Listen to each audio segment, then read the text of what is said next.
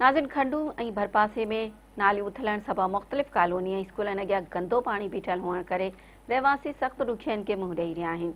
उन हवाले सां ॾिसूं था मोहम्मद जुमन चौहान जी हीअ रिपोर्ट। इन वक्त पीर मौला में मौजूद आहियूं जिथे गंदगी सबब हिते जा रवासी जेके सरापा एहतजाज थियल आहिनि। भिटशाह जी जेका नंगरी आहे उहा हिन वक्त गटर उथण सबब जेके पानी घरनि में ऐं घटियुनि में दाख़िल थियण लॻो आहे। हिते जा माण्हू जेके आहिनि उहे सभु सरापा एहतजाज आहिनि। हिते मौजूद जेके अॻवान आहिनि उन्हनि सां ॻाल्हि ॿोल करियूं था, ॾिसूं था हुन हवाले सां मेहरान टीवी सां कहिड़ी रीति वीचार वंडनि था। 4 खां 5 महीना थिया आहिनि हिते असांखे भंगी नज़र ई न आया आहिनि। असांजे घरनि में पाणी पियो अचे।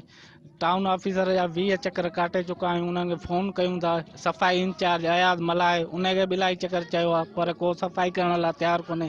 जे भंगी को उड़ो थोड़ो अचे त उहे चवंदा असांखे पैसा ॾियो, ख़र्ची करायो त असां तव्हांखे सफ़ाई करे ॾियूं। असां इहो ई मुतालबा कयूं था असांखे सफ़ाई कराए ॾिनी वञे। पाणी जो सॼो गटर ॾिसो था, जेको ॿार बच्चो लंघे थो ॾाढी ॾुखियाई आहे। पाणी कोन 6 महीना 7 महीना थी विया आहिनि। केरु अॼु ऑफिसर कोन थो अचे, न को भंगी थो सफ़ाई ॾे अचे, न केरु बि कोन। मुतालबा इहे आहिनि त महिरबानी करे असांखे नाली नई कराए ॾियनि, सफ़ाई कराए ॾियनि। या भंगी अचे त भंगी जेके चऊं था चइबा पैसा ॾियो, असांखे मथां पघारूं कोन थियूं मिलनि। छो जो हीअ जेका गली आहे हिन मंझि मेले खां पोइ हिन नालीअ जी खाटी न थी आहे। खाटी थींदी त पाणी निकाल थींदो, खाटी थिए ई कोन थी।